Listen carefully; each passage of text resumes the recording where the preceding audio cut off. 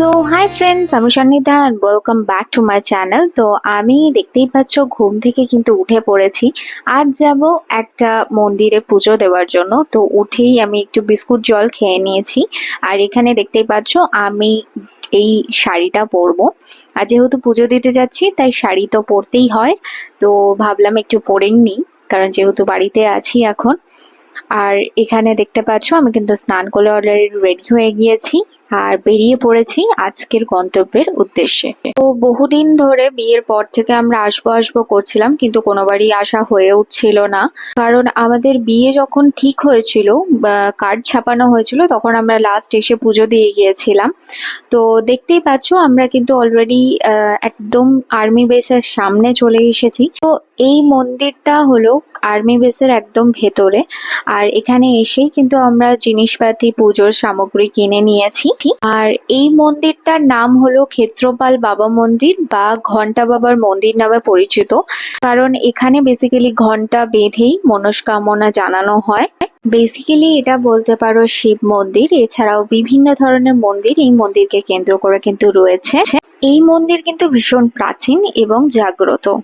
আর বেশ কিছুটা লাইন দিয়ে দাঁড়ানোর পর আমরা কিন্তু পুজো দিয়ে নিয়েছি এখানে। আর দেখতেই পাচ্ছ আমরা প্রদীপ, ধূপকাঠি এগুলো সমস্ত দেখিয়ে আমরা এবার ঠাকুর প্রণাম করছি। আর তোমরা অনেকেই আমাকে জিজ্ঞাসা করেছিলে যে এত ঘন্টা কেন। তো ঘন্টার বিশেষত্ব হলো এটাই যে এখানে ঘন্টা বাবার নাম অনুসারেই কিন্তু সমস্ত মনস্কামনা জানানো হয়। তো আমরাও এখানে একটা ঘন্টা কিনেছিলাম এবং সেটা আমরাও বেঁধে দিলাম দুজন মিলে। যেহেতু এই মন্দিরটা আর্মি বেসের একদম ভেতরে, তাই খুব একটা ক্যামেরা অ্যালাউড ছিল না। তাই এই মন্দিরটুকুর অংশই একমাত্র তোমাদের সাথে একটু তুলে ধরতে পেরেছি। আর এই মন্দিরকে কেন্দ্র করে আরো বেশ কিছু ছোট বড় মন্দির রয়েছে, যেমন হনুমান মন্দির, কালী মন্দির এবং মনসা মন্দির। তো সেই মন্দিরগুলোতেও তারপর আমরা একটু প্রণাম করে এলাম। মন্দিরের ভেতরেই এই পুকুরটাও রয়েছে, যেখানে প্রচুর মাছ রয়েছে। আর আর্মি বেসের এখানে পুজো দেওয়ার জন্য আধার কার্ড সকলকে কিন্তু ক্যারি করতে হয়। বহু দূর দূরান্ত থেকে মানুষ এখানে আসেন পুজো দিতে এবং মনস্কামনা জানাতে। আর কথায় শুনেছি এই মন্দিরে যারা পুজো দেয় এবং মনস্কামনা করেন তাদের কিন্তু মনস্কামনা পূর্ণ হয়। তো এরপর আমরা কিন্তু একদম বাড়ির উদ্দেশ্যে এখান থেকে রওনা দিলাম। তো আজকে আমি চলে এসেছি আমার শ্বশুর বাড়িতে অনেকদিন পর সকলের সাথে দেখা করতে। সকলের সাথে গল্প করে দেখা করে তারপর স্নান করে খেয়ে দিয়ে একদম বিকেল বেলায় উঠে আমি রেডি হয়ে গিয়েছি একটা জায়গায় যাব বলে, মানে আশপাশে ঘুরবো বলে বলতে পারো। আর এই রুমটাইতেই আমি থাকি শ্বশুর বাড়ি এলে।